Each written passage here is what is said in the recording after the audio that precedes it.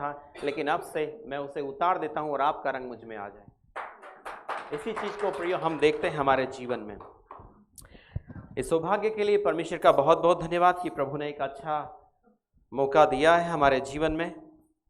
और आप सब लोग अच्छे हैं, अपने पड़ोसी से कहिए, प्रभु का अनुग्रह आप पर बना रहे। हाथ मिलाकर बोलिए, प्रभु का अनुग्रह आप पर बना रहे। और अनुग्रह का मतलब है, दर्शकों मैं आपसे जो कह रहा हूं, आप ऑनलाइन जो देख रहे हैं, स्वागत है आप सबका भी। अनुग्रह का मतलब होता है फेवर।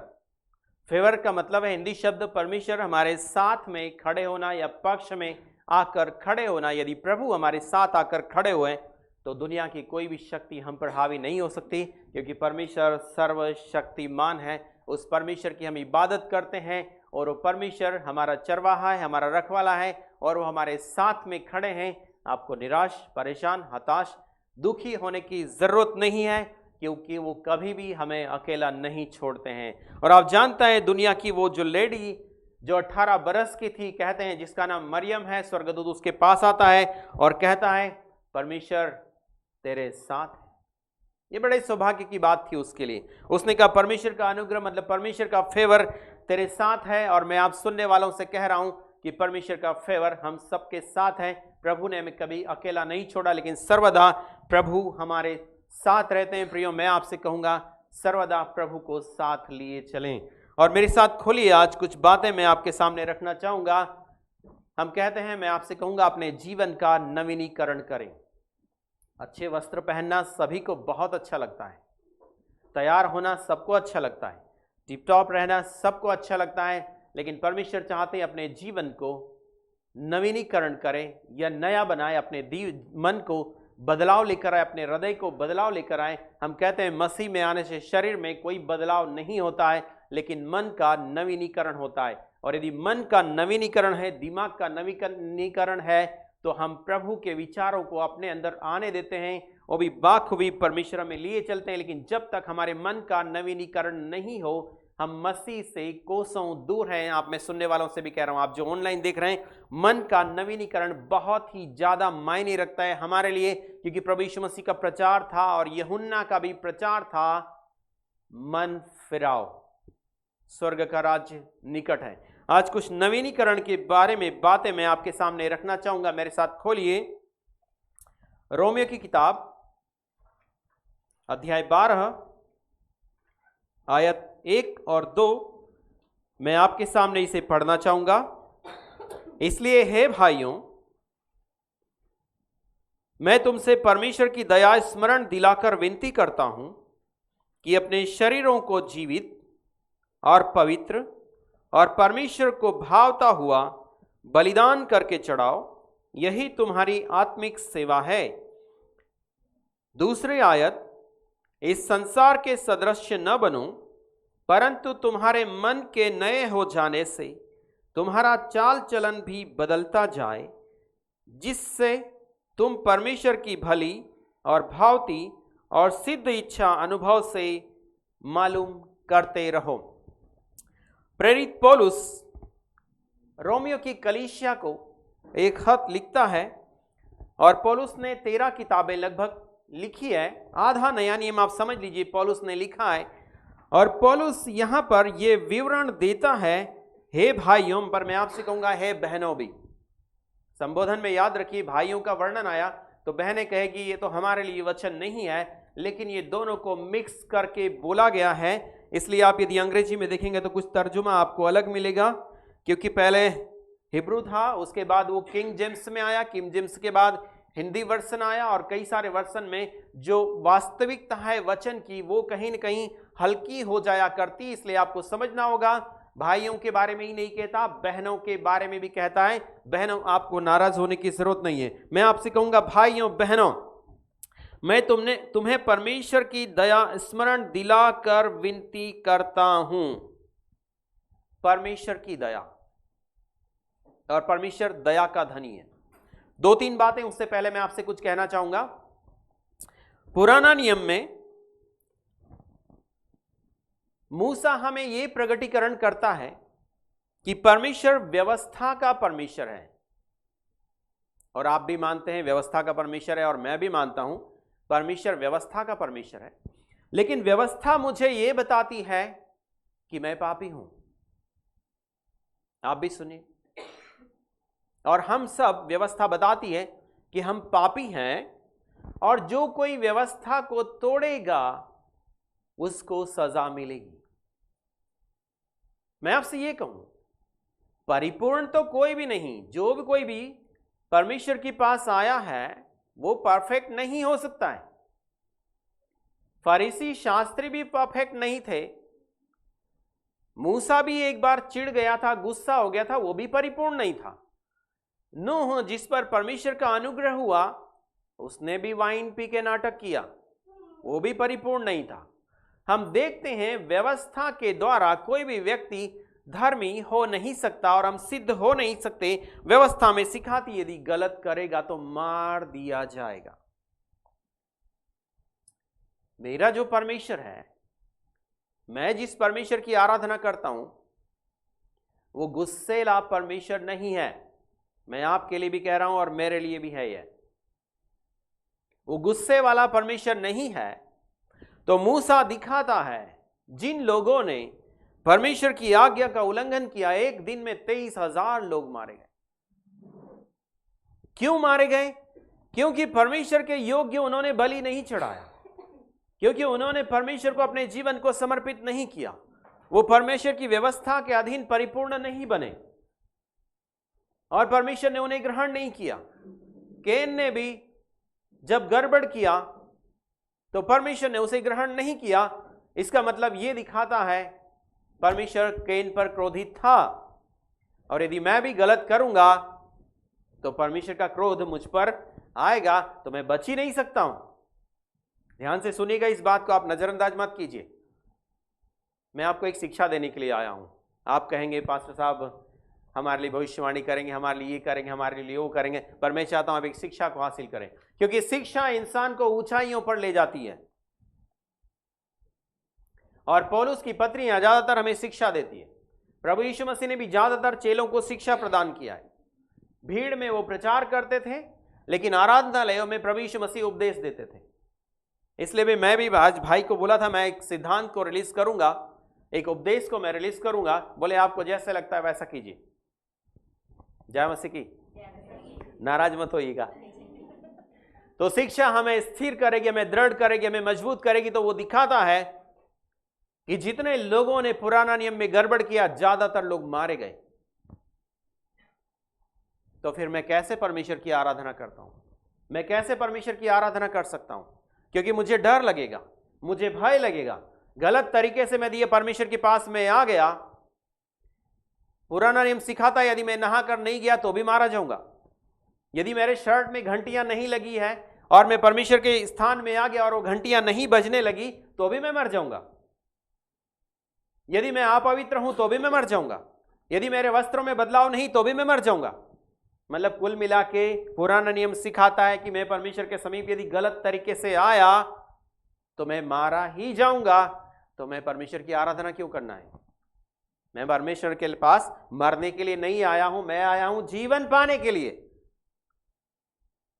आप समझने की कोशिश कीजिए, ये थोड़ा सा हाईटेक रहेगा आपके लिए, पर क्या करूं, क्योंकि मैं ज्यादातर पास्टरों को मैसेज देता हूं ना। हाँ, और डीप शिक्षा हम लोग सिखाते हैं, तो इसलिए आपको इस बात को समझना होगा। तो उन्होंने सही बलिदान नहीं चढ़ाने के कारण परमेश्वर ने उन्हें ग्रहण नहीं किया। लेकिन यहां पर यह कहता है, पुराना नियम से पौलुस उद्धृत करता है कि सही बलिदान यदि परमेश्वर को चढ़ाते हैं तो परमेश्वर ग्रहण करते हैं। हमने मूसा की बात की, मूसा मतलब व्यवस्था देने वाले की हमने बात कही। अब आप में से मैं कहूं, भविष्यवक्ता भी हमें यह सिखाता है, भविष्यवक्ता तू पापी है, तू समर्पण कर दे, तू समर्पण नहीं करेगा तो मारा जाएगा। यह भी मुश्किल है।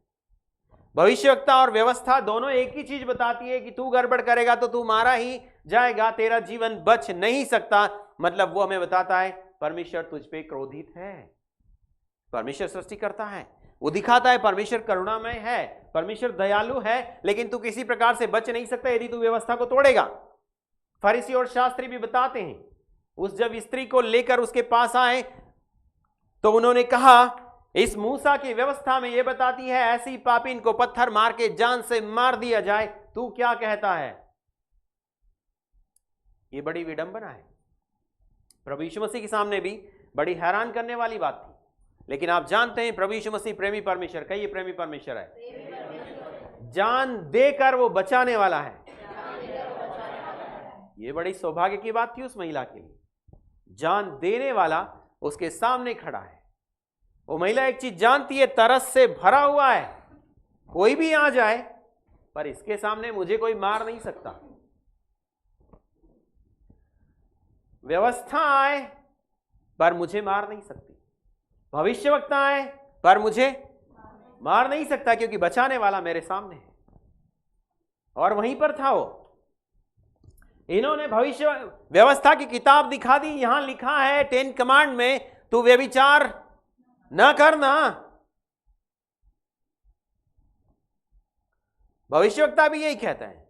व्यवस्था की पुस्तकों को भविष्यवक्ता भी मानते हैं, और भविष्यवक्ता बिना व्यवस्था पाए चलेगा नहीं। तो इन सब का सिद्धांत यही था। उन्होंने कह दिया तो वो कहता है तुम क्या निर्दोष हो? तुम यदि निर्दोष हो तो मार दो। सब भाग गए, बचाने वाला है। लेकिन यहां पर ऐसा होता है, ओ तू समय पे नहीं आया, तू गलत है। ओ तूने आज प्रार्थना नहीं की, तू गलत है। ओ तूने आज वचन नहीं पढ़ा, तू गलत है। तू उस पर गुस्सा हो गया, तू गलत है। तुम हमारे संगति में नहीं आते हो, तुम गलत हो। प्रभु यीशु मसीह ने उस औरत को यह नहीं कहा तू पापी है, लेकिन आज किसी के भी पाप गिनाए जाते हैं। चर्चों में भी तुम पापी हो, तुम पिछले संडे नहीं आए, तुम पापी हो। तुम इस संडे टाइम पे नहीं आए, तुम पापी हो, तुम अपराधी हो। तुम अच्छा कुछ भी नहीं करते, तुम अपराधी हो। यीशु मसीह ने कहा दोष मत लगाओ। आगे बोलिए, दोष मत लगाओ, नहीं तो तुम पर भी। प्रभु यीशु मसीह ने उस औरत से ये नहीं कहा तू पापी है, लेकिन भविष्यवक्ता की किताब बताती है तू पापी है, व्यवस्था बताती है तू, लेकिन यीशु मसीह कहता है तुझे माफी है। ये ज्यादा अच्छा है, तुझे माफी है और उसे माफी मिली। हमें क्या होना चाहिए? प्रेम। प्रेम। कलीसिया में क्या होना चाहिए? मेरे अंदर क्या होना चाहिए? मैं अपने आप से ही प्रेम नहीं करता हूं तो दूसरों से मैं कैसे प्रेम करूंगा? बात ये सोचने की है। घर के लोगों से ही लोग प्रेम नहीं करते तो दूसरों से प्रेम कैसे कर सकते हैं? क्या घर के लोगों के साथ व्यवहार अच्छा होता है? सास यदि नहीं सुने तो उसके साथ, ससुर जी नहीं सुने तो उसके साथ, आदमी भी नहीं सुने तो उसके साथ भी अकड़ जाएंगे। वो बोलेगा खाना खिला दो, हाँ ठीक है पकाए किचन में खा लेना। क्यों? प्रेम पति पत्नी में नहीं, प्रेम बच्चों में नहीं। लेकिन परमेश्वर से कहते हैं परमेश्वर मैं तुझ पे फिदा हूं, मैं तुझसे प्रेम करता हूं। वो बेटा वो कहता है जिसको देखा है उससे तो प्रेम कर ले, उसके बाद मुझसे करना। देखने वालों से प्रेम नहीं करेंगे, लेकिन जिसको नहीं देखा उसके साथ दावा करते हैं कि मैं उससे प्रेम करता हूं। सच है क्या? हाँ जी। प्रभु यीशु मसीह ने क्या बोला? अपने पड़ोसी से अपने समान। प्रेम नहीं, अपने। जैसे हम अपने नाखून से भी प्यार करते हैं, नाखून को जरा सा भी नुकसान हो तो बड़ी पीड़ा होगी पूरे शरीर को। बाल जरा सा उखड़ जाए तो पीड़ा होगी, शरीर में जरा चोट लगे तो पीड़ा होगी। तो क्या ऐसी पीड़ा पड़ोसी के लिए हमारे मन के अंदर है? बात सोचने की है। ये पीड़ा कि मुझे दर्द हो, मतलब पड़ोसी को दर्द हो जिससे मैं प्रेम करता हूं उसको दर्द हो, तो मैं उस पीड़ा को मैं भी महसूस कर पाऊं। मेरे घर वालों को दर्द हो तो मैं महसूस कर पाऊं। मेरी सास को फीवर हो तो मैं उस फीवर को मैं भी महसूस कर पाऊं और मैं उसे छुड़ाऊं कि कैसे मैं इसका ट्रीटमेंट करा दूं। ये मेरा प्यार होगा। और यदि मैं ऐसा करता हूं तो मैं उसके स्वभाव को मेरे जीवन में ले रहा हूं, और यदि मैं ऐसा नहीं करता तो मैं भविष्यवक्ता हूं और मैं व्यवस्था मानने वाला हूं। क्योंकि वो आरोप लगाती है, और आप जानते हैं आरोप लगाने वाला कौन? आप भी सुनिए कौन है आरोप लगाने वाला? दोष लगाने वाले का नाम एक ही बाइबल के अंदर है, उसका नाम है, ये सब भी बोल रहे हैं, मैं भी बोल रहा हूं, मुझे उसका नाम बिल्कुल पसंद नहीं, शैतान। ये हमेशा से दोष लगाता है। लेकिन प्रभु यीशु मसीह ने किसी भी व्यक्ति पर कभी भी दोष या दोषारोपण उनके जीवन में नहीं किया। यदि वो पुलिस बनकर आता या मजिस्ट्रेट बनकर आता तो जितने दुनिया में लोग हैं सबको सजा मिलती, एक भी बच नहीं पाता, लेकिन वो अनुग्रह लेकर आया। ये बड़ी सोचने की बात है। तो मैं यहां पर था, प्रभु यीशु मसीह ने उस महिला पर दोष नहीं लगाया, लेकिन हम अक्सर चर्च के लोगों पर दोष लगाते हैं। क्या हमें ऐसा करना चाहिए? नहीं करना चाहिए, पर करते हैं। पर हम यदि हम करते हैं तो मैं वो नहीं रहा जो मुझे होना चाहिए, पर मैं वो हूं जो मुझे नहीं होना चाहिए। मैं कौन हूं ये मुझे समझना बहुत जरूरी। मैं वो हूं जिसको परमेश्वर ने चुना है, परमेश्वर ने बुलाया, जिसको परमेश्वर ने अभिषेक किया है, और परमेश्वर चाहते हैं कि मैं उसके समान बनूं, मैं उसके समान चलूं, मैं यीशु के समान मेरा व्यवहार होना चाहिए। उठना बैठना चलना फिरना मेरा यीशु मसीह के समान होना चाहिए। फरीसी और शास्त्री और भविष्यवक्ता या व्यवस्था देने वाले के समान मुझे नहीं बनना चाहिए। मुझे लोगों को स्वीकार करना चाहिए, मुझे लोगों को बढ़ाना चाहिए, मुझे लोगों को प्रेम करना चाहिए, मुझे लोगों को आकर्षित करना चाहिए, लेकिन प्रभु के प्रति। ये बातें जब हम प्रभु यीशु मसीह के अंदर देखते हैं तो फरीसी लोग सोच में पड़ गए थे, तू अच्छा नहीं है। लेकिन फरीसी लोगों को उसने कहा, तुम खुद ही अच्छा नहीं हो, तुम कहते तो हो लेकिन करते कुछ भी नहीं हो। कहना अलग है और करना अलग है। मसीह वो है जो कहता है और वो करता है, लेकिन जो करता नहीं वो मसीह नहीं हो सकता। प्रभु यीशु मसीह ने जो कहा, प्रभु यीशु मसीह ऐसा कहते हैं, मैं तुमसे सच सच कहता हूं। लेकिन फरीसियों ने कहा, पर वो कहते हैं करना नहीं चाहते, कहना तो सब पसंद है। तो यहां पर उन्होंने दोष नहीं लगाया। हमें भी किसी पर आरोप नहीं लगाना चाहिए, प्रोत्साहन देना चाहिए। हमारी सब कलीसिया के लोग हैं, चर्च के लोग हैं, हम एक दूसरे को प्रोत्साहन दें और प्रोत्साहन के साथ ही हम बढ़ सकते हैं। तो हमने सुना भविष्यवक्ता और व्यवस्था हमें सिखाती है परमेश्वर क्रोधी परमेश्वर है, पर मैं मरने के लिए प्रभु के पास नहीं आया हूं, मैं आया हूं सिर्फ बचने के लिए। लेकिन जब ईश्वर की सारी परिपूर्णता एक शख्स के अंदर वास करती है जिसका नाम है प्रभु यीशु मसीह, और प्रभु यीशु मसीह जब ये संसार में आए तो प्रभु यीशु मसीह ने दिखाया परमेश्वर कैसा है। भविष्यवक्ता कुछ और प्रगटीकरण करता है, व्यवस्था देने वाला कुछ और प्रगटीकरण करता है। यदि भविष्यवक्ता ही सिद्ध होता और व्यवस्था ही सिद्ध होती तो शायद परमेश्वर को धरती पर आने की जरूरत ही नहीं होती। प्रभु यीशु मसीह कभी भी पृथ्वी पर नहीं आते यदि वो सिद्ध हो गया होता तो। लेकिन वो कहता है मैं पूरा करने आया हूं, झुटलाता नहीं व्यवस्था को, लेकिन सही तरीके से उसने पेश किया। वहां पर उसने कहा 10 कमांड में कि व्यभिचार करने के लिए कि एक शरीर की जरूरत है। ध्यान से आप इसे सुने, एक शरीर की जरूरत है, बिना शरीर के नहीं हो सकता। लेकिन प्रभु यीशु मसीह कहते हैं मन में भी सोच लिया तो तुम कर बैठे हो। अब ये खतरनाक है या वो खतरनाक है? प्रभु यीशु मसीह ज्यादा खतरनाक है व्यवस्था से। वो कहता है मन में भी सोचा। अब सवाल यह है मन में क्या चलता है। यहां कह रहा है मन के नए हो जाने से। मैंने आपसे यही कहा, मन का नवीनीकरण। मन में हमारे क्या चलता है ये कोई नहीं जानता, स्वर्ग का परमेश्वर जानता है। प्रभु यीशु मसीह एक फरीसी के घर में खाना खाने गए और प्रभु यीशु मसीह वहां बैठे और इतने में एक महिला आती है और प्रभु यीशु मसीह के पैरों पर वो इत्र डालती है और बालों से उसके पैरों को पोंछने लगती है। तो प्रभु यीशु मसीह को वो मन में कहते हैं यदि ये भविष्यवक्ता होता तो जान लेता ये कौन है जो इसके पैरों को साफ कर रही है। प्रभु यीशु मसीह उसके मन की बात जान लेते हैं और प्रभु यीशु मसीह कहते हैं, मैं ये कहूंगा मन को जानने वाले। हमारे मन को कोई नहीं जानता है। यहां पर कुछ लोग हैं जो बड़ा गुस्सा करने वाले लोग हैं, मैं आपसे कह रहा हूं। हाँ, मुझे बैठे बैठे पता चलता है कुछ, नाम नहीं बोलूंगा, पर आप समझिए थोड़ा सा, हमें उसे छोड़ना चाहिए। क्रोध परमेश्वर के प्रेम को नहीं पा सकता है और क्रोध में मूढ़ता होती है और क्रोध हमेशा हमें गलत चीजों की ओर लेकर जाता है और क्रोध हमारे जीवन को बर्बाद कर सकता है। क्रोध को छोड़, सूर्य अस्त होने तक बना न रहे। प्रभु यीशु मसीह ने भी क्रोध किया, लेकिन उनका पवित्र क्रोध। तो यहाँ पर प्रभु यीशु मसीह ने उनके मन की बात को जाना और उनसे कह दिया कि मैं तेरे घर में आया, तूने पैर धोने को पानी नहीं दिया, लेकिन इसने मेरे पैरों को आंसू।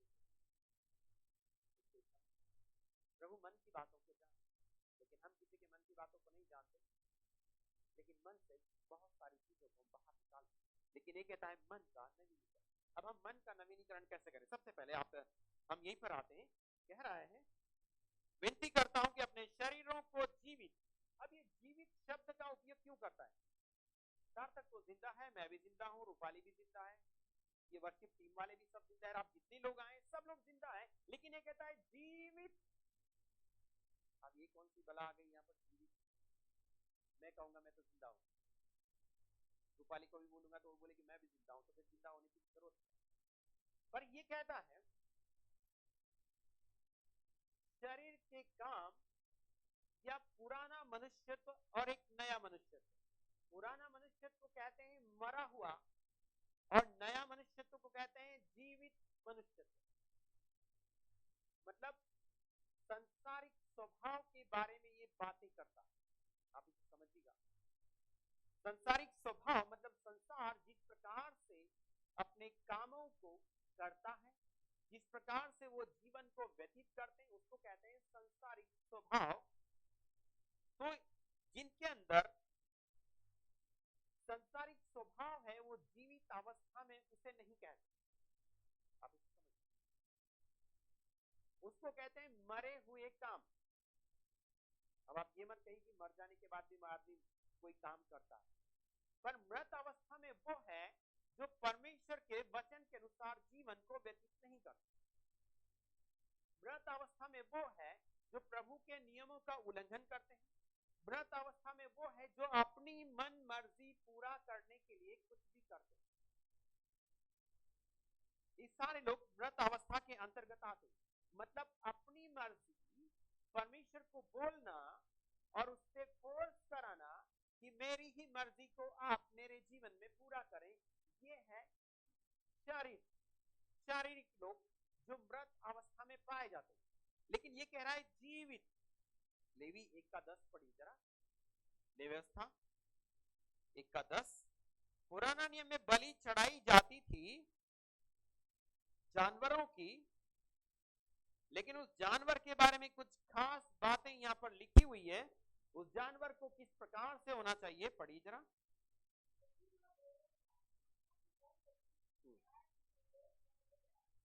निर्दोष, किसी प्रकार का दोष उसके अंदर नहीं होना चाहिए। जानते हैं पहली बात, वो जो जीव है, वो जो नर है, उसको जीवित होना चाहिए। और जीवित कोई उसके पास लाया जाता था, लेकिन कोई और बलि चढ़ाते थे। एक होम बलि होती है और एक दूसरी प्रकार की बलि होती है, लेकिन उस बलि में याजक लोग उसमें से कुछ ले लिया करते थे। लेकिन होम बलि का मतलब होता है पूरी तरह उसको भस्म कर देना, वो होती है होम बलि। और वो परमेश्वर को ग्रहण योग्य होती थी पुराना नियम। जब तक जीवित नहीं, दूसरा वो निर्दोष नहीं, परमेश्वर के सामने उसे चढ़ाया नहीं जाता था। किसी भी प्रकार की यदि उसके अंदर खोट होती थी तो प्रभु को उसे समर्पित नहीं करते थे, ना ही प्रभु उसे ग्रहण करते। तो यहाँ पर प्रभु हमसे कहने का मतलब ये, प्रभु हमसे ये चाहते हैं हमारे मन में किसी प्रकार की खोट नहीं होना चाहिए, किसी प्रकार का दोष नहीं होना चाहिए, किसी प्रकार की ग्लानि नहीं होना चाहिए, किसी के प्रति कोई नफरत या द्वेष या कड़वाहट या कुड़कुड़ाहट, इस प्रकार की बातें हमारे हृदय के अंदर नहीं होना चाहिए। तो परमेश्वर हमें स्वीकार करेंगे। और यदि इस प्रकार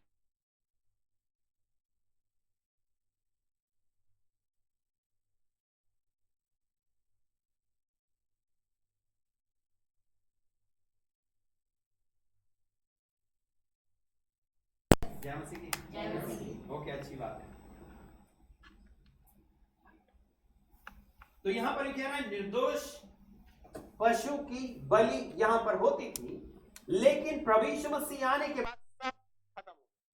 किसी की भी बलि देने की जरूरत नहीं, क्योंकि प्रभु यीशु मसीह पौलुस इस प्रकार से कहता है कि पुराना नियम में सब कुछ होता था, लेकिन नया नियम में निर्दोष मेमना, जो परमेश्वर का मेमना जीवित, प्रभु यीशु मसीह जीवित मानव बनकर धरती पे आए, और जो जीवित थे मतलब मृत अवस्था के कोई भी लक्षण उनके अंदर नहीं पाए जाते। अब इन लक्षणों की यदि हम बात करें तो आदम में लक्षण वो थे, आदम ने झूठ बोला, ओके, गड़बड़ किया, नूह ने भी गड़बड़ किया,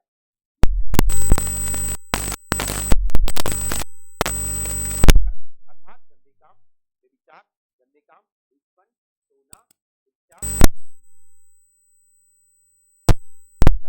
मतवालापन, लीला क्रीड़ा, ऐसे काम करने वाले स्वर्ग राज्य के वारिस न होंगे। इस प्रकार प्रेरित पौलुस गलातियों की किताब अध्याय 5:18 में हमसे कहता है। तो प्रभु यीशु मसीह के अंदर इस तरह के कोई भी लक्षण नहीं पाए गए कि शरीर की वो लिप्त थे या फंसे हुए थे, लेकिन वो निर्दोष थे, पवित्र थे और परमेश्वर को ग्रहण योग्य जीवन उन्होंने जिया और अपने जीवन को हमारे लिए कुर्बान कर दिया और परमेश्वर को पसंद आया। हालेलुया मिल सकता है? हालेलुया। परमेश्वर को पसंद आया, यीशु मसीह को नहीं, लेकिन परमेश्वर को पसंद आया। और वो कहते हैं मैं आया ही हूं मेरे पिता की मर्जी को पूरा करने के लिए। अब मेरे लिए सवाल यह है, उन्होंने ऐसा किया, लेकिन क्या मैं पिता की मर्जी पूरा करने आया हूं या मेरी मर्जी? 10 सेकंड में सोचिए आपसे। मैं हर दिन जब प्रभु के पास आता हूं तो मैं ये सोचता हूं आज मैं प्रभु से क्या मांगू, आज मैं प्रभु से क्या हासिल करूं, या आज मैं प्रभु से किस विषय के लिए प्रार्थना करूं। हाँ जी, I am right? Selfish, right? इसको सेल्फिश माफ कीजिए, इसको कहते हैं मतलबी प्रार्थना। मतलब के लिए प्रभु के पास आना या अपना काम, आप हर्ट मत कीजिए, मैं एग्जैक्ट आपको बनाने की कोशिश कर रहा हूं, सही दिशा में आपको ले जाने की कोशिश कर रहा हूं कि परमेश्वर चाहते क्या हैं और आप चाहते क्या हैं। मैं जमीनी लेवल की बातें करता हूं, याद रखिए, मैं जमीन लेवल की बातें करता हूं, लेकिन वो आसमानी लेवल की बातें करता है। याद रखिए, प्रभु यीशु मसीह ने ऐसे कहा, जब मैंने तुमसे पृथ्वी की बातें की और तुम उन्हीं को नहीं समझे, तो मैं आसमान की कहूंगा तो तुम कैसे समझोगे? लेवल 2 है, सामान्य लेवल और आसमानी लेवल। तो हम कौन से लेवल में जाना है? आसमानी लेवल में जाना है। तो दुनिया को बनाने वाली पावर हर एक विश्वासी के जीवन में इंटर है या नहीं? हाँ या ना? पर लेवल जीते कौन सा है? जमीनी लेवल। मैं आपसे कह रहा हूं, हम प्रभु के पास आते हैं और जमीनी लेवल की ही बातें करते हैं, लेकिन वो कहता है आसमानी लेवल में तो आओ, मैं आसमान की बातें तुमको सिखाना चाहता हूं। पर मैं ऐसा कहता हूं, मुझे आसमान की नहीं सीखना, धरती की दे दो सब, वो मेरे लिए बहुत है, वो मेरे लिए पर्याप्त है, बाकी चीजों से मुझे कोई मतलब नहीं। लेकिन आसमान में थोड़ा सा आएंगे ना, प्रभु यीशु मसीह के चेहरे को निहारेंगे, परमेश्वर पिता के चेहरे को निहारेंगे, और उससे हम कुछ पावर को प्राप्त करेंगे। मेरे प्रियो, हमें आसमानी लेवल में आना चाहिए। तो प्रभु यीशु मसीह के अंदर वो लक्षण नजर नहीं आए, लेकिन प्रभु ने अपने जीवन को पूरी तरह समर्पित किया और पिता की इच्छा को ही उन्होंने पूरा किया, निर्दोष, निष्कलंक, पूरी तरह कोई खोट नहीं। प्रभु हमसे चाहते हैं कि हम भी इस प्रकार का जीवन व्यतीत करें, और प्रभु ने हमें आत्मा दिया है, और आत्मा दिया है तो हम उसके चलाए चलना है। तो मैं कह रहा था, हम जब प्रभु के पास आते हैं तो हम प्रभु से संसारिक चीजों के पीछे लगते हैं ज्यादातर। मत्ती 7:7 बोलिए मेरे साथ जरा। मांगो तो मिलेगा, ढूंढो तो पाओगे, खटखटाओ तो खोला जाएगा। नीचे लिखा है मांगने वाले को मिलता है।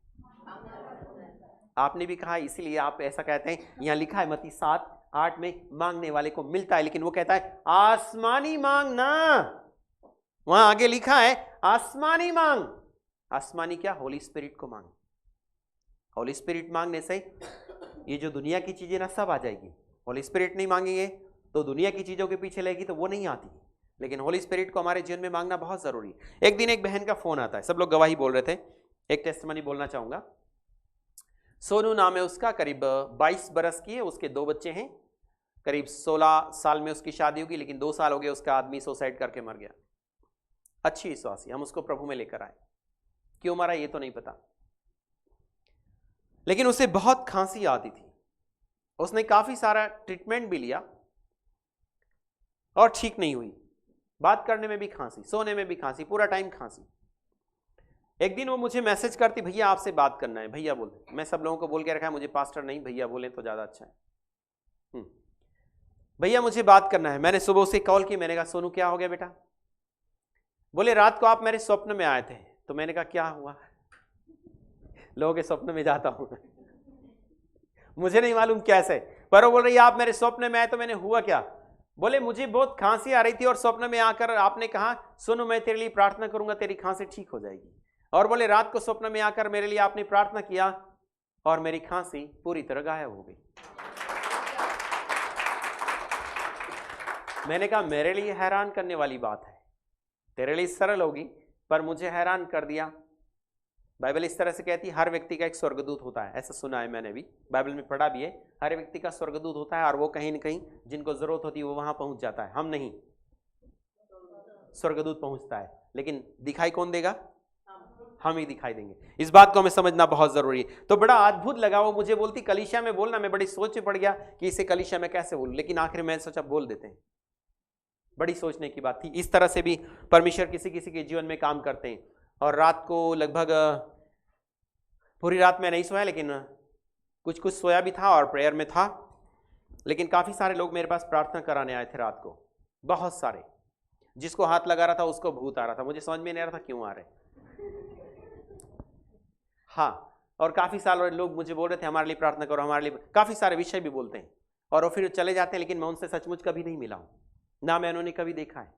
लेकिन वो आते हैं, मुझसे प्रेयर कराते हैं और चले जाते हैं। मेरे साथ अक्सर ऐसा होता है। आप भी सोचेंगे ये अद्भुत है, लेकिन परमेश्वर ही अद्भुत है। परमेश्वर काम ही अद्भुत करते हैं। जिन लोगों तक हम नहीं पहुंच पाते, परमेश्वर आत्मा में, स्पिरिट में, उनके लिए हमसे प्रेयर करवाते हैं और उनके जीवन में एक परिवर्तन को हम देखते हैं। आपके लिए भी ऐसा संभव है, मैं आपसे कह रहा हूं। आमीन। तो यहां पर मत्ती 7:7 कहता है मांगो तो मिलेगा। जरूर मांगे, परमेश्वर से मांगे। परमेश्वर हमारे नजरअंदाज नहीं करते, लेकिन हमारा ध्यान प्रभु की ओर होना चाहिए। चलें आगे जी। तो यहां निर्दोष था, प्रभु यीशु मसीह ने बलि किया, लेकिन अब वो चाहते हैं कि हम भी जीवित अवस्था में प्रभु के पास रहें, एक समर्पण के जीवन को हम जिए और जो प्रभु को ग्रहणशील हो वही करें। फिर कहता है, पहले कहता है शरीरों को जीवित।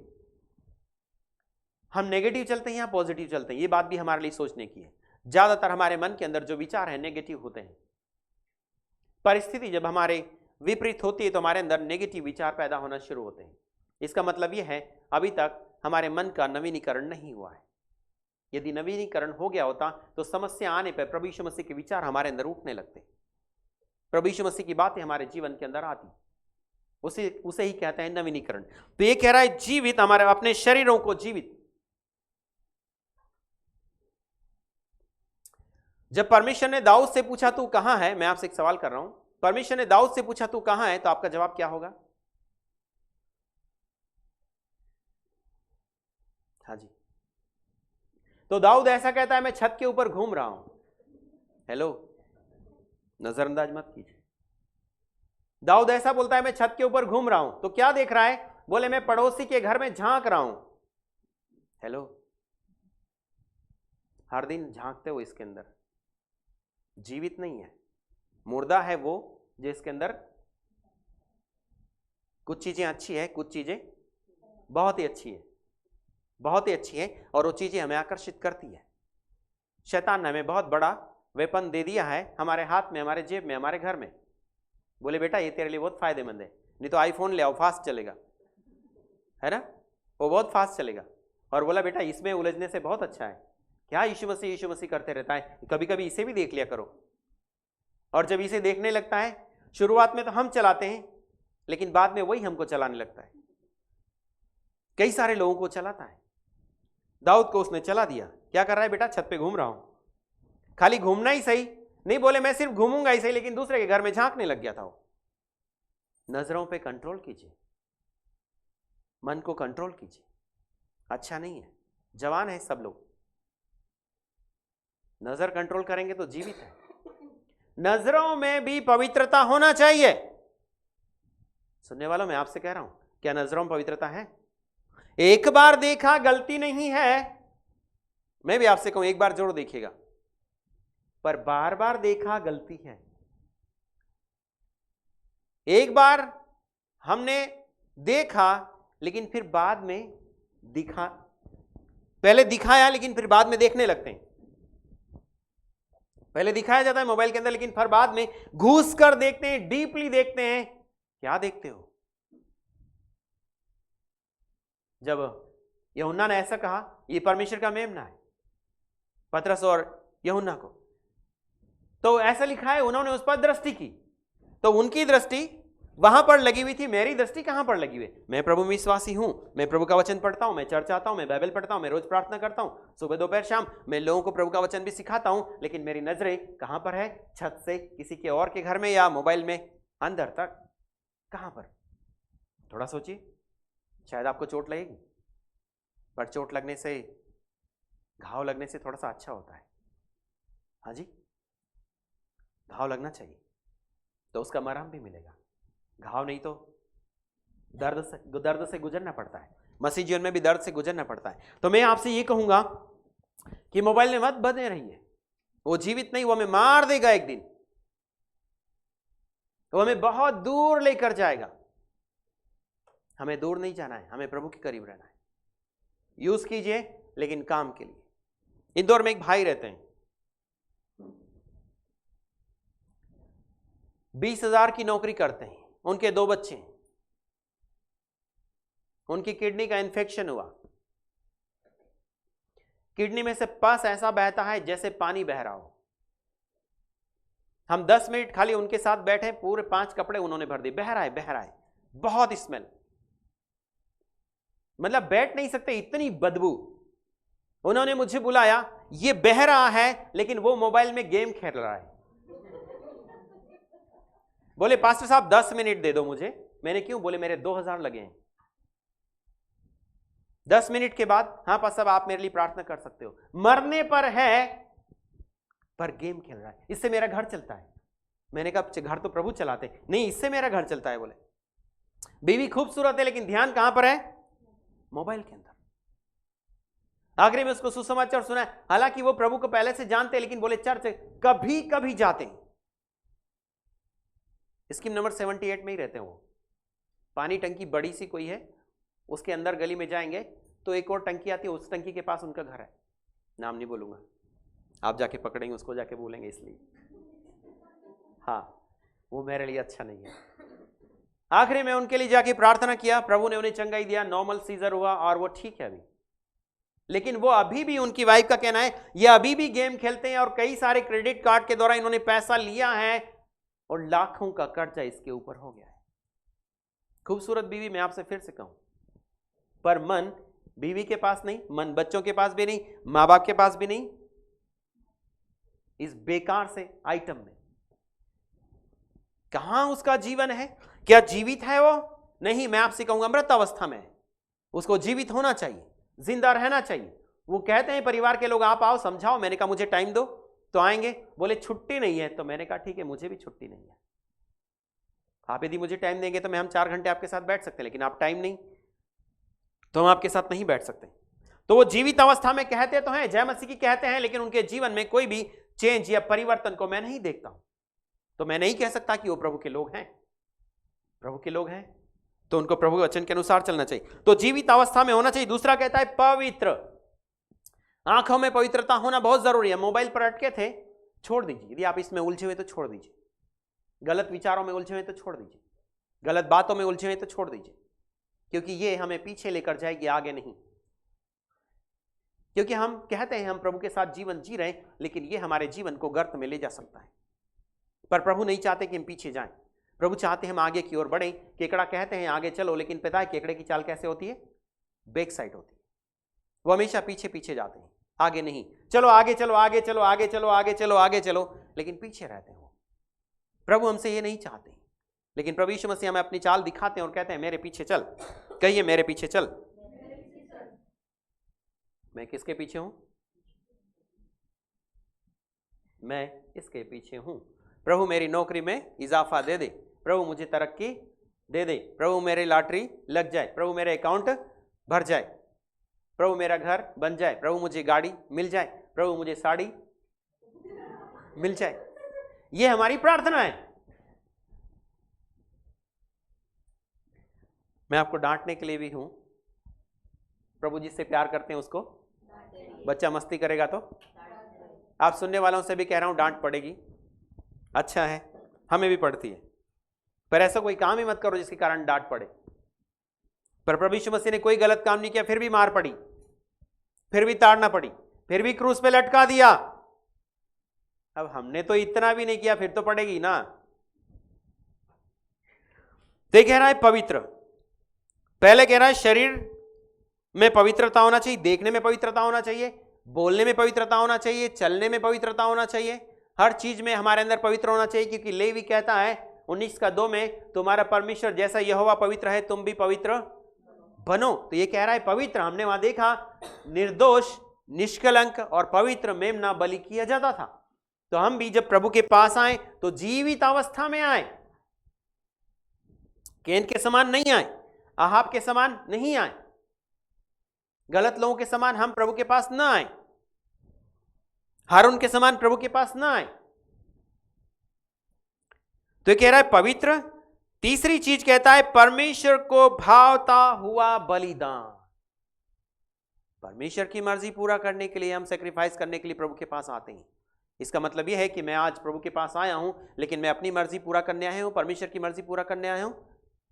मैं परमेश्वर की मर्जी पूरा करने के लिए आया हूं। मैं जो भी करता हूं वो परमेश्वर को पसंद आता है और उसमें परमेश्वर की मर्जी पूरी होती है। यदि मैं परमेश्वर की मर्जी को पूरा करूंगा तो प्रभु मेरी भी इच्छा को पूरा करेंगे।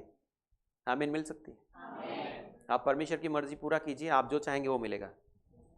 चाहिए तो आप लिख लीजिए।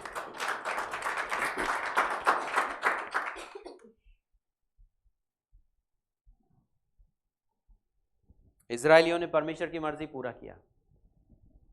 परमेश्वर ने उनसे कहा मूसा को इनको लिए चल, वो लिए चला। वो पूरी तरह कंगाल थे, उनके पास कोई पैसा वहां पर नहीं था, लेकिन जब वो परमेश्वर की मर्जी पूरा करने के लिए निर्णय लेते हैं तो फिर उनके लोगों ने सारा धन संपत्ति उनको दे दिया और वो धनाढ्य होकर निकल गए। गरीबी अवस्था में गए थे, लेकिन उनकी दशा परमेश्वर ने बदल दी। परमेश्वर की मर्जी पूरा करने से परमेश्वर हमारे जीवन में आशीषें खुद ब खुद इंटर मारना शुरू करती है। लेकिन आज वर्तमान में हम ये करते हैं, आशीषों के पीछे लगते हैं, लेकिन प्रभु चाहते हैं आज हम प्रभु के पीछे लगे। प्रभु की मर्जी यह है कि प्रभु के पीछे लगे। हम भी प्रभु के पीछे लगते हैं। मैं 1 तारीख से उपवास में हूं, लेकिन मुझे अभी तक समझ में नहीं आया कि मुझे प्रार्थना क्या करना चाहिए परमेश्वर से।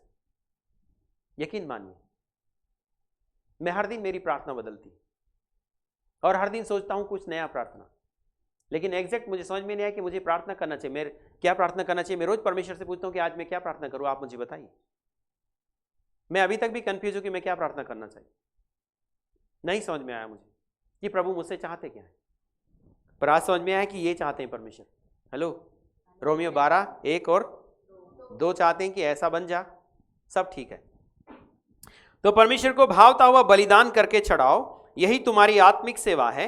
आगे कहता है संसार के सदृश न बनो। संसार के सदृश, मैं बहुत सारी आयतें आपको बयान कर सकता हूं, लेकिन मैं आयतें आपको नहीं बताना चाहता। कम से कम मेरे पास 20 से 25 आयतें हैं, पर उन सब आयतों को लेने से हमें उतना, इससे अच्छा है कि आप उसका विश्लेषण सुने तो ज्यादा बेहतर हमारे लिए होगा। तो संसार के सदृश है, मैं आया हूं, मुझे बुलाया है, पर स्वर्ग का परमिशन है। एम आई राइट? किसने बुलाया आपको? किसकी मर्जी पूरा करने के लिए? जी। अब आप सोचिए थोड़ा सा, अभी तक आपने किसकी मर्जी पूरी की? ये टाइमिंग है। अभी तक हम जितने दिनों तक प्रभु के पास आए, किसकी मर्जी हमने पूरी की? परमेश्वर की या अपनी खुद की मर्जी? 2 मर्जियां हमारे पास है, अपनी मर्जी, परमेश्वर की मर्जी। मैं परमेश्वर ने मुझे बुलाया है ताकि मैं परमेश्वर की इच्छा को अपने जीवन में पूरा करूं और परमेश्वर मुझसे प्रसन्न हो जाए। प्रभु यीशु मसीह जब आए तो वो कहते हैं मैं अपने पिता की मर्जी पूरा करने आया हूं और मैं पिता की प्रसन्नता को ही मेरे जीवन में चाहता हूं। और उन्होंने हमेशा अपने पिता को प्रसन्न किया। और लेकिन मैं भी इस तरह चाहता हूं। शुरुआत में हम जब प्रार्थना करते थे रोज यही प्रार्थना करते, परमेश्वर मुझे आशीष दे, परमेश्वर मुझे आशीष दे, परमेश्वर मुझे आशीष दे। लेकिन एक दिन समझ में आया, परमेश्वर को बोल दिया मुझे आशीष मत दे, मुझे तू आ जा मेरे जीवन के अंदर। आशीष खुद चलकर आ जाएगी। मैंने ये प्रार्थना करना शुरू किया कि मुझे तेरी जरूरत है, तेरे बिना जीवन अधूरा है। तो ये कह रहा है कि संसार के सदस्य न बनो, लेकिन हम संसार के समान जीवन को व्यतीत कर रहे हैं। हम संसार की कॉपी मारते हैं। अब थोड़ा सा ये आपको हर्ट करेगा जो मैं आपसे कह रहा हूं। नए नए पिक्चरों में जो हीरो आते हैं उनके बालों की कॉपी मसीह लोग भी मारते हैं। हाँ जी, क्यों? कॉपी किसकी मारना चाहिए? नकल करने के लिए। हमें किसकी नकल करने के लिए बुलाया है? यीशु मसीह की नकल करने के लिए बुलाया। लेकिन उनके बाल, किसके बालों की कॉपी मारते हैं? वो नए नए जो हीरो आए हैं उनके बालों की कॉपी मारते हैं। बालों का रंग ही उड़ा देते हैं। वो कौन सा पिंक, न लाल, न गुलाबी, न सारे रंग ही उड़ा देते हैं। अरे परमेश्वर ने आपको बुलाया, परमेश्वर ने आपको बाल दिए, लेकिन आप किसकी नकल करने के लिए हो? मेरी बेटी के लिए एक रिश्ता आया, अभी तक हमने उनको बुलाया नहीं। उसके जो बाल है ना गोल्डन कलर के, वो मेरी बेटी बोलती पापा बाल तो काले होते हैं, गोल्डन कैसे हो गए? बोले पापा ये इसको विश्वासी नहीं बोल सकते हैं। मैंने कहा सही बात है बेटा, ये विश्वासी हो ही नहीं सकता है। और यहां से एक कट, आईब्रो में एक कट लगा हुआ है। ये यीशु मसीह की कॉपी है। ये समझना बहुत ही ज्यादा जरूरी है कि मैं आया हूं परमेश्वर की मर्जी को पूरा करने के लिए। लेकिन यहां पर हमें नजर आता है कि मसीह लोगों में सांसारिकता सबसे ज्यादा घुसी हुई है। सही है, सबसे ज्यादा सांसारिकता घुसी हुई है। और यार ईश्वर्या ने वो साड़ी पहनी थी, नहीं मैं भाइयों को बोल रहा हूं तो बहनों को भी बोल रहा हूं, आप मेरी बहन है, उसने ऐसा किया तो मैं भी ऐसा करूंगी। नहीं, बनावटी नहीं, दिखावटी नहीं, पर सलोने वस्त्रों से अपने आप को संवारिए। सलोने वस्त्र जो सरल है, जो लोगों को भावुक न करे, जो लोगों को परेशान न करे। हमारे अंदर जो छाप है वो प्रभु की छाप होना चाहिए, संसार की छाप नहीं होना चाहिए। यदि मैं संसार की छाप अपने जीवन में लूंगा तो मसीह की छाप मुझ पर कैसे नजर आएगी? संसारिक लोग बोलेंगे वाह आज तो तुम्हारे बाल सलमान खान जैसे नजर आ रहे, इसका मतलब सलमान खान की मैं कॉपी मार रहा हूं, तो मैं मसीह मुझ में किधर नजर आएगा? मसीह तो दूर दूर तक मुझ में छलकेंगे नहीं। लोग मुझे बोलेंगे फलाना तो वो वैसा दिख रहा है, उसके जैसा दिख रहा है, फलाना पास्टर उसके जैसा दिख रहा है। अरे वो पास्टर ने बोल रहा है उसके जैसा दिख रहा है, मसीह जैसा नजर नहीं आ रहा है। क्या क्वालिटीज होना चाहिए? मसीह नजर आना चाहिए या संसारिकता के लोग हमारे अंदर नजर आना चाहिए? हम किसको नहीं बोलेंगे क्यों? ऐसे प्रचार में थोड़ी बोलेंगे। उत्तेजना का प्रचार करने का आप जरूर ताली बजाते हैं, इसमें कुछ नहीं हो सकता है। तो बात बड़ी सोचने की। तो ये कहता है संसार के सदस्य न बने, पर संसार मुझ में है। कितना प्रतिशत संसार मुझ में? 20%, 50%, 90%? कितना प्रतिशत संसार मुझ में है? घर घर में संसार है। लोग कहते हैं घर संसार है ना, घर संसार ना, पर घर के अंदर क्या है? मैं संसार में जरूर हूं, लेकिन संसारिक लोगों की तरह मैं जीवन को व्यतीत नहीं करूंगा। मैं उनके समान नहीं बनूंगा। वे जो करते हैं उन कामों को मैं नहीं करूंगा। और यदि मैं वैसा करता हूं तो प्रभु के साथ मेरा कोई रिश्ता नहीं है। इस बात को हमें समझना होगा मेरे प्रियो। दूर दूर तक हम प्रभु से दूर हैं। तो प्रेरित पौलुस जो है अच्छा बाइबल का ज्ञानी है, एक जमाने में कहता है ये संसार की कॉपी करता था, लेकिन जब प्रभु यीशु मसीह के साथ इसका एनकाउंटर हुआ तो इसने संसार की सारी इच्छाओं को, अभिलाषाओं को, बातों को बाय बाय बोल दिया और प्रभु यीशु मसीह के पीछे चलने लगा। और यीशु की झलक पौलुस के अंदर नजर आती है। अब तो हालेलुया मिल सकता है। यीशु की झलक पौलुस के अंदर, और पौलुस तीमुथियुस को कहता है ये मेरा अच्छा चेला है। वहां पर उस चीज को हम देखते हैं। तो हमारे अंदर मेरी झलक सबसे अलग होना चाहिए और यीशु की झलक मुझ में नजर आना चाहिए। हमारे चलने में किसकी झलक आए? हमारे बोलने में, हमारे व्यवहार में, हाँ, हमारे हर जीवन के क्षेत्र में प्रभु यीशु मसीह की झलक नजर आएगी। तब लोग कहेंगे ये ईसाई है। छोटी खरगोन में एक लड़का था साइकिल की दुकान पे, उसके गले में क्रॉस था और मैं उस शॉप के ऊपर थोड़ी देर बैठा तो मैंने उसको पूछा, बेटा ये क्रॉस क्यों गले में लटका रखा है? तो ईसाई है क्या? अरे बोले नहीं मैं ईसाई नहीं हूं। तो गले में क्रॉस क्यों लटका है? मैंने कहा ये तो ईसाई लोग लटकाते हैं। बोले इससे भूत नहीं लगते हैं। बोले पिक्चरों में बताते हैं ना, बोले जिनके गले में क्रॉस होता है उनसे भूत दूर भागते हैं। मैंने कहा भारी विडंबना, ये बड़ी सोचने की बात है हमारे लिए भी कि भूत नहीं लगते इसलिए ऐसा होता है। तो संसार के सदृश, क्या संसार मुझ में है या मैं संसार में हूं? क्या संसार मुझे लिए चल रहा है या प्रभु मुझे लिए चल रहा है?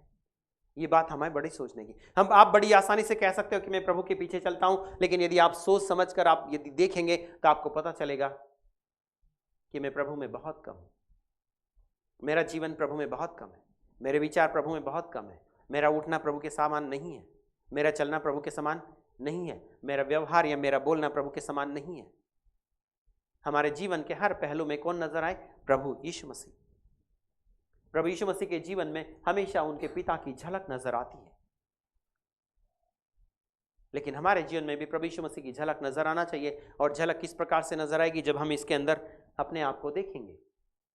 ये हमें अपने बालों को बताएगा, ये हमारे कपड़ों को बताएगा, ये हमारी चाल को बताएगा, ये हमारे व्यवहार को बताएगा, ये हमारी बातचीत के तरीके को बदलेगा, हमारे जीवन के हर क्षेत्र को बदलेगा। जब हम इस, आप देखने वाले भी देखिए, जब आप इस किताब को पढ़ेंगे तब ये जीवन के हर पहलू को बदलाव देगी हमारे जीवन में। ये कह रहे हैं संसार के सदृश न बनो। इसका मतलब वहां के जो लोग थे संसारिक जीवन व्यतीत करते थे और आम लोगों की तरह ही उनका जीवन था। खाना पीना, उठना बैठना, चलना फिरना सब कुछ आम लोगों की तरह ही था। लेकिन यदि मुझे स्वर्ग के परमेश्वर ने बुलाया है तो मुझे उसके समान बनना चाहिए और मुझे उसकी नकल मारने के लिए परमेश्वर ने बुलाया है और मुझे उसी की नकल मारना चाहिए। मेरे प्रियो, आगे कहता है सदृश न बनो परंतु तुम्हारे मन के नए हो जाने से। अब हम आए हैं नवीनीकरण पर। मन के नए हो जाने से हमारे अंदर एक पुराना मन है, एक नया मन है। पर पुराना मन हमें पुरानी बातों की ओर लेकर जाता है, नया मन हमें परमेश्वर की बातों की ओर लेकर जाता है। प्रभु यीशु मसीह के स्वभाव को अपनाने की बात ये करता है, मन के नए हो जाने से। कलीसिया को चाहिए, अब मैं पॉइंट पे आ रहा हूं, कलीसिया को चाहिए नवीनीकरण का जीवन जिए। दूसरा, एक आदर्श जीवन जिए।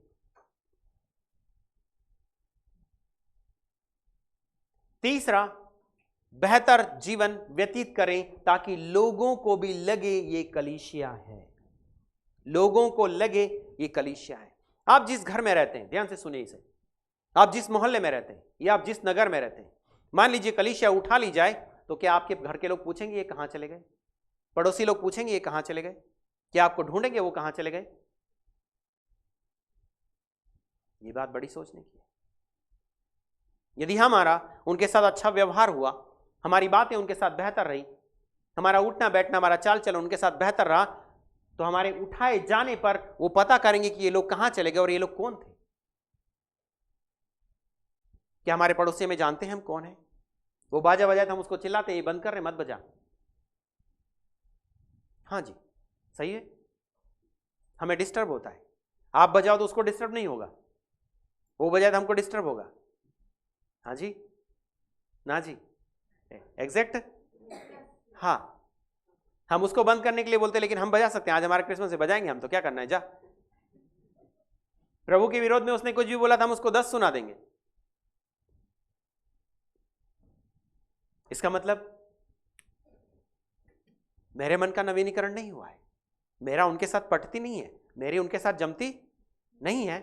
अरे मेरी उनके साथ जमती नहीं तो यीशु मसीह तो संसार से जमाने के लिए तो आया है ना, संसार के लोगों को टेस्टमनी देने के लिए आया ना कि रूपाली बहन यहां इस कमरे में रहती थी और वो बहुत अच्छी लड़की थी और वो बहुत अच्छा प्रार्थना करती थी और उसके हमारे साथ बहुत अच्छे संबंध थे। हमारे घर आती थी, खाती थी, पीती थी, उठती बैठती थी, उनका व्यवहार हमारे साथ बहुत अच्छा था। रूपाली उठाए जाने पर वो ढूंढेंगे कि रूपाली कहां चली गई। लेकिन यदि हमारा लोगों के साथ संबंध नहीं तो लोग हमें क्या ढूंढेंगे क्या? तो कलीसिया की पहचान क्या होगी? हेलो, क्या पहचान है हमारी? 1 घंटा हो गया है, क्या पहचान है मेरी? क्या लोग मुझे पहचानते हैं मसीह के नाम से? क्या मेरे स्वभाव में पहचान है कुछ? मेरे मन का नवीनीकरण होना चाहिए ताकि लोग भी मुझे जाने कि मैं प्रभु के साथ चलता हूं। मेरे घर के लोग भी जाने। यदि मैं घर के साथ लोगों के साथ, घर के लोगों ने बाइबल को कुछ कर दिया, बाइबल कुछ फाड़ दिया, घर को कुछ आग लगा दी, ये बाइबल को कुछ आग लगा दी, तो हम उन पे चिढ़ जाएंगे, हम उन पे गुस्सा करेंगे। अरे बाइबल कोई तुम्हारी है क्या? बाइबल कोई तुम्हारे वचन है क्या? बाइबल में तो परमेश्वर के वचन है। फाड़ता है तो फाड़ देने दो, कोई दिक्कत नहीं है।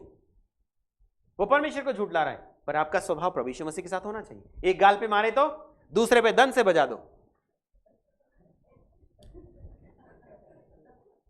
हाँ जी, आप भी सुन रहे हैं ना? अच्छा लग रहा है। प्रभु यीशु मसीह ने ये नहीं कहा, पर हम अक्सर ऐसा करते हैं। आपको चोट लग रही है? लग रही होगी, बाद में बोल देना, जो मर्जी वो बोलना। आपको चोट लगे कोई बात नहीं, थोड़ा मरहम लगाइएगा।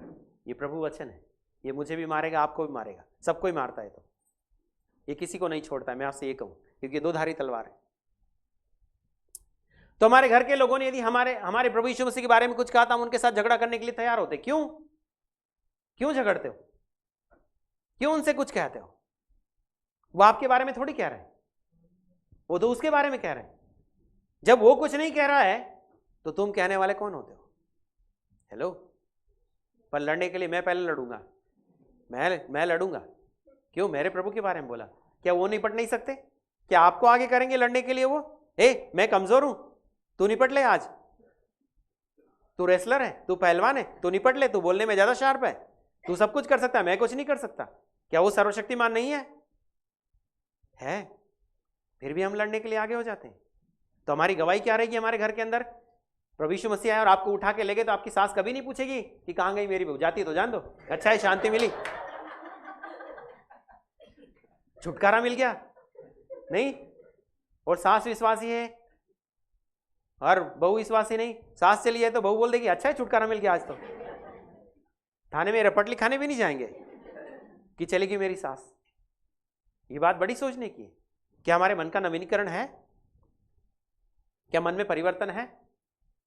ये आपको उत्साह नहीं देगा, लेकिन आपके जीवन में थोड़ा बदलाव जरूर लेकर आएगा। मैं आपसे ये कहूं, प्रभु की मर्जी है कि हमारे जीवन में थोड़ा सा बदलाव आए, थोड़ा नवीनीकरण आए, लोग जाने हमारे बारे में। हमारे घर के लोगों के साथ हमारे रिश्ते कैसे होना चाहिए? प्रभु यीशु मसीह उनके घर के लोगों के साथ रोज झगड़ते थे। लोगों ने कहा वो पागल है, घर के लोगों ने भी कहा उसका दिमाग सटक गया है, फिर भी उन्होंने कुछ कहा? रूपाली होती तो डंडा लेके चली जाती, रुक तेरे बताती हूं मैं। नहीं, मैं जस्ट जोक बोल रहा हूं।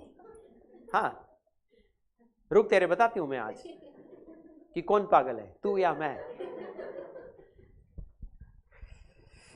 प्रभु की स्तुति हो।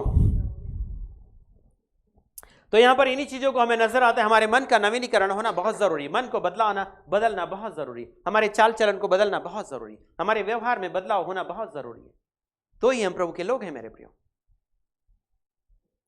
प्रभु यीशु मसीह के साथ लोगों ने किसी भी प्रकार का व्यवहार किया, लेकिन प्रभु यीशु मसीह ने कोई रिएक्शन नहीं दिया।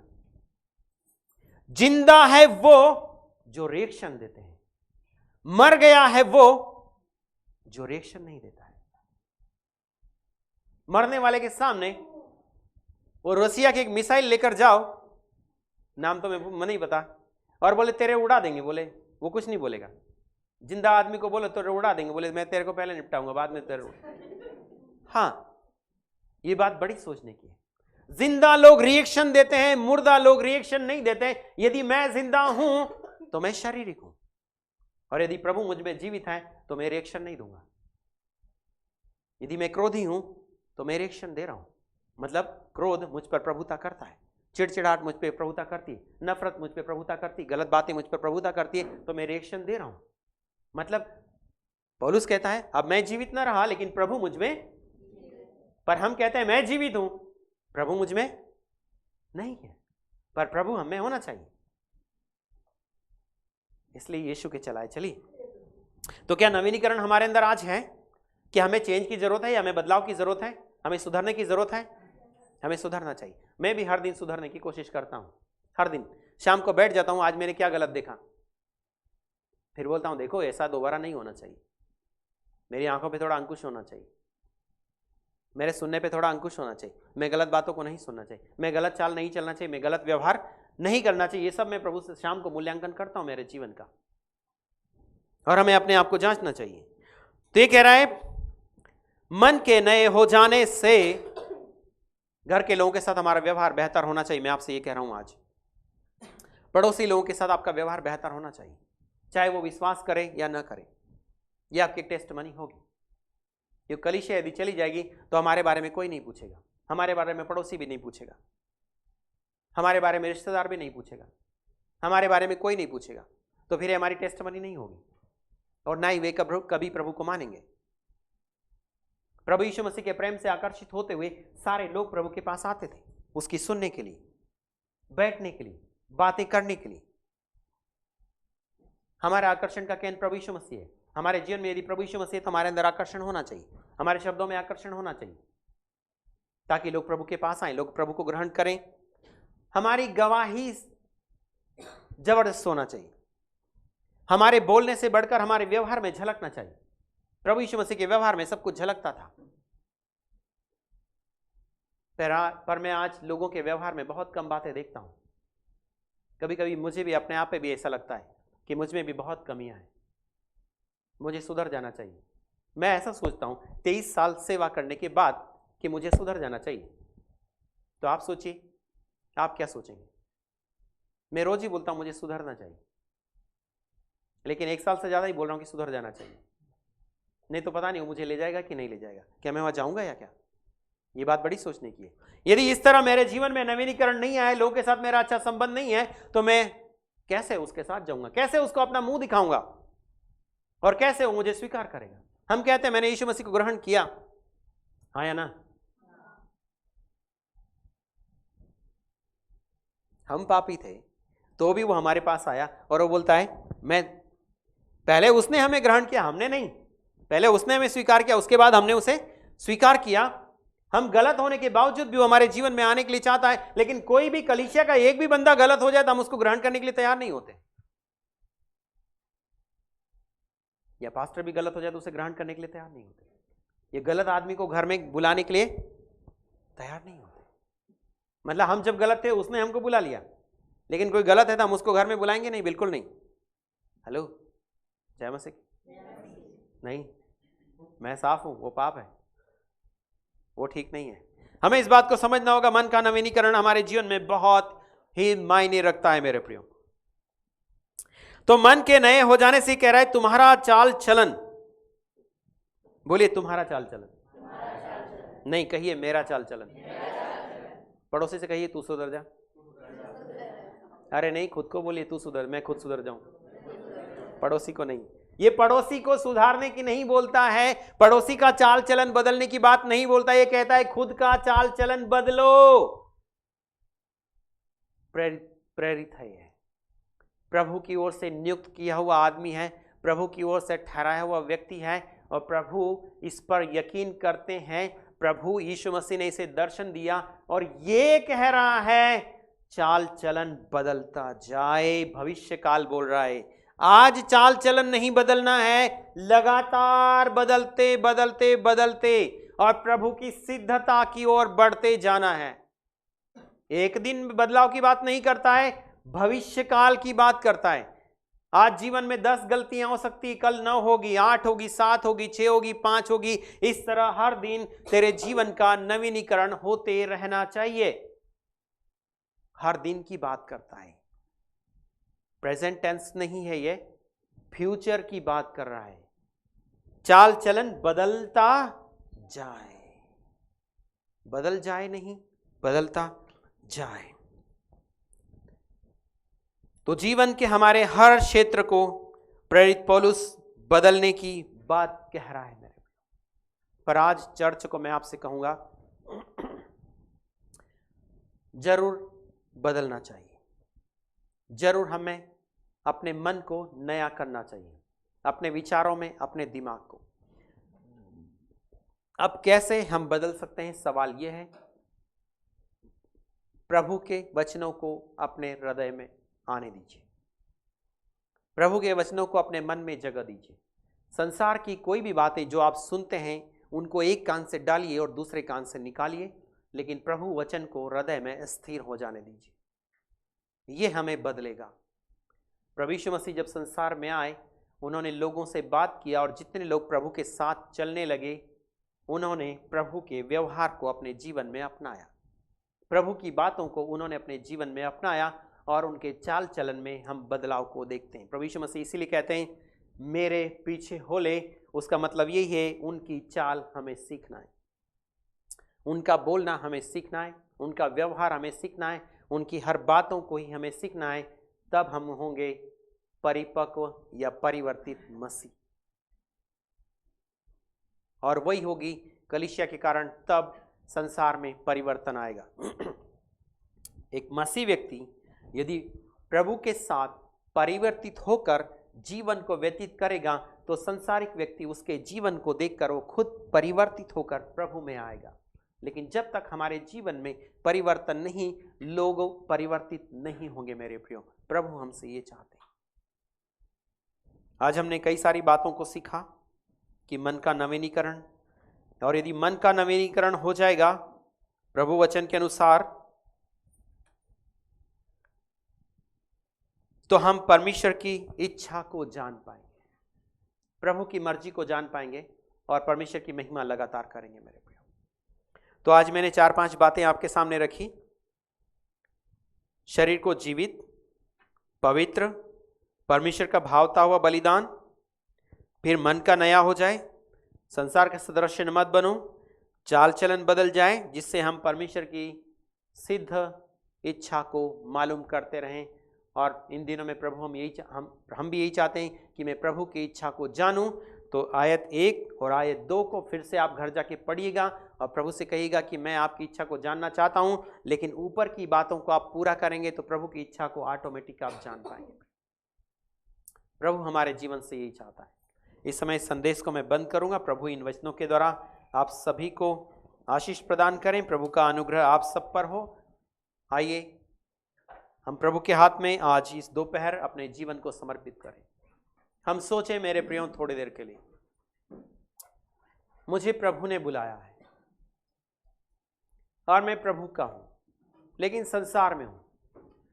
क्या मैं संसारिक हूं या मैं आत्मिक हूं? पर संसार मुझ पे हावी होता है।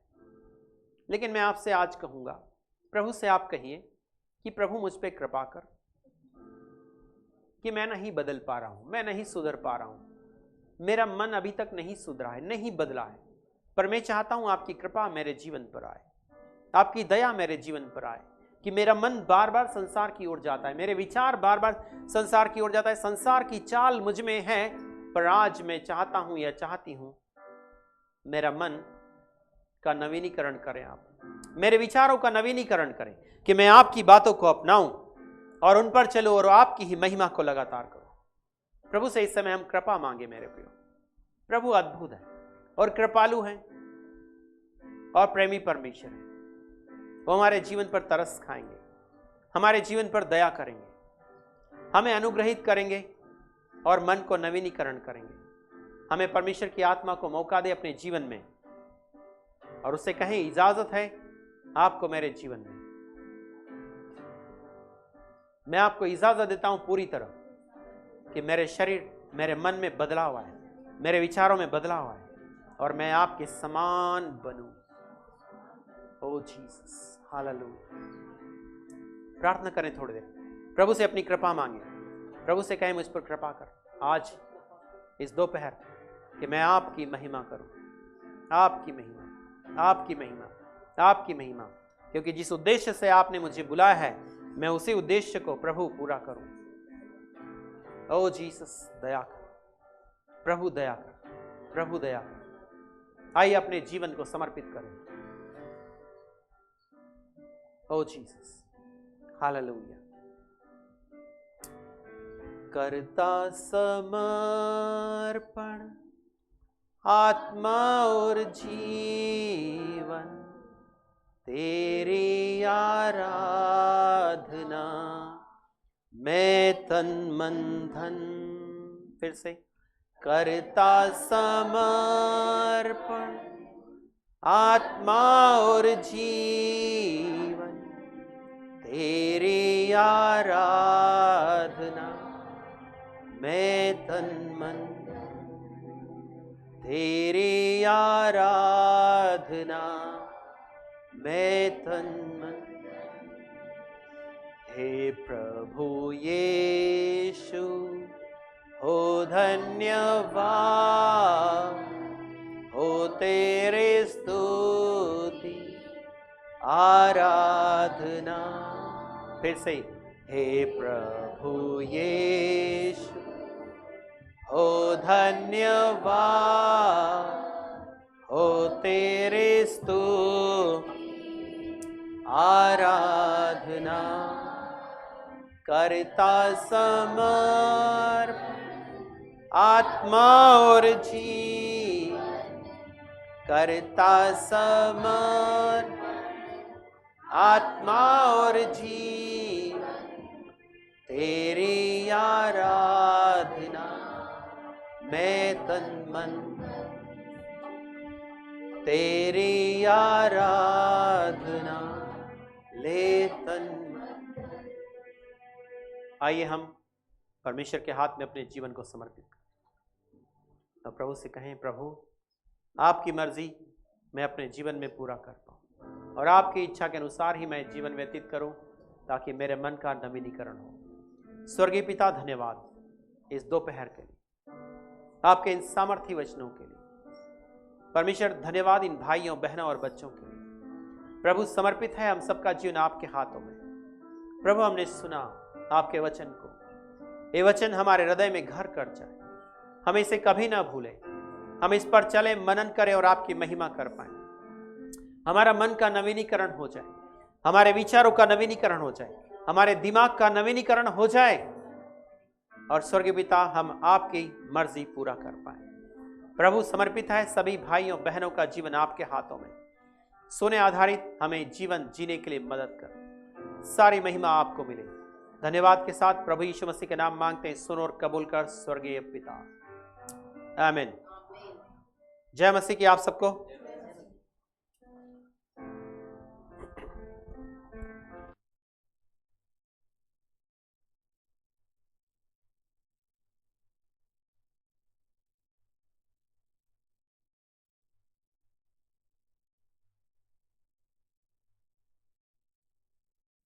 भेंट के लिए प्रार्थना करेंगे। हम अपनी भेंटों को के द्वारा परमेश्वर की महिमा करेंगे।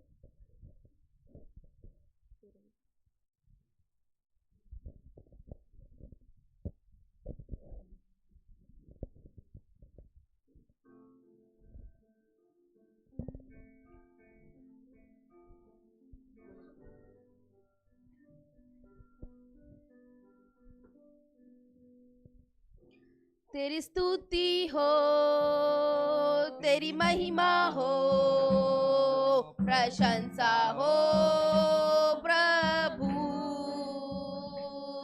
तेरी स्तुति हो, तेरी महिमा हो, प्रशंसा हो प्रभु। धन्यवाद करते तेरे उपकारों के लिए, आराधना करते तेरी भलाइयों के लिए। धन्यवाद करते तेरे उपकारों के लिए, आराधना करते तेरी भलाइयों के लिए। तेरी स्तुति हो, तेरी महिमा हो, प्रशंसा हो प्रभु। तेरी स्तुति हो, तेरी महिमा हो, प्रशंसा हो प्रभु। जय जयकार हो तेरी, तू सच्चा खुदा है। हालेलुया हो तेरी उद्धार करता है। जय जयकार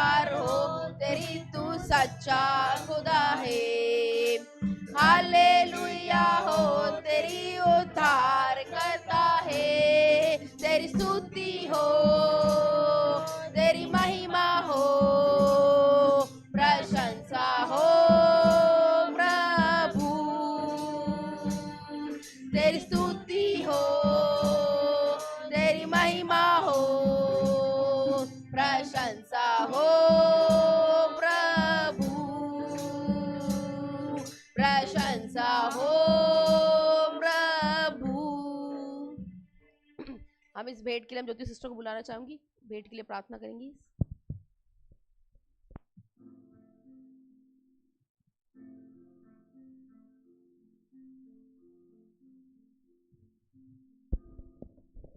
आइए हम सब अपनी आंखों को बंद करेंगे और इस भेंट के लिए प्रार्थना करेंगे। Hallelujah, hallelujah. आइए पवित्र आत्मा जी पिता परमेश्वर, यीशु मसीह पिता परमेश्वर, जितने जनों ने पिता परमेश्वर अपनी भेंटों को पिता तेरे राज्य में दिया है पिता परमेश्वर, हाँ प्यारे प्रभु, तू हर्ष से देने वालों से प्रसन्न होता है पिता परमेश्वर। प्यारे प्रभु जी, इनके खत्ते तेल कुप्पियाँ पिता परमेश्वर भरी पूरी रहे पिता परमेश्वर, इन्हें कोई भी बात की घटी कमी ना होने पाए पिता परमेश्वर। हाँ प्यारे प्रभु जी, ये जितने कामों पर हाथ लगाए पिता परमेश्वर, वो सारे काम इनके सफल होने पाए पिता परमेश्वर। हाँ प्यारे प्रभु, तू बढ़ाने वाला परमेश्वर है पिता। हाँ प्यारे प्रभु, इनकी नौकरियों में, इनके बिजनेस पर पिता तेरी आशीष बनी रहे पिता परमेश्वर। हर एक को तू आशीषित कर, हर एक को तू फलवंत कर पिता परमेश्वर। धन्यवाद देते पिता परमेश्वर, तूने हमारी प्रार्थना को सुना है प्यारे प्रभु जी, और मांगते यीशु मसीह नाज़री के नाम से सुनिए और कबूल करिए पिता, आमीन।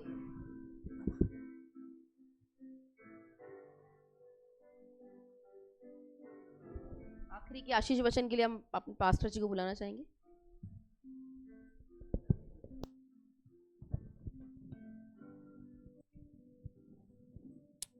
आइए हम सब अपनी आंखें बंद करें। अब हमारे परमेश्वर पिता का प्रेम, पुत्र यीशु मसीह का अनुग्रह, पवित्र आत्मा की संगति और आशीर्वाद हम सब के साथ प्रभु यीशु मसीह के दोबारा आगमन तक युगान युग तक होती रहे। आमीन, आमीन। प्रभु आप सबको आशीष दे।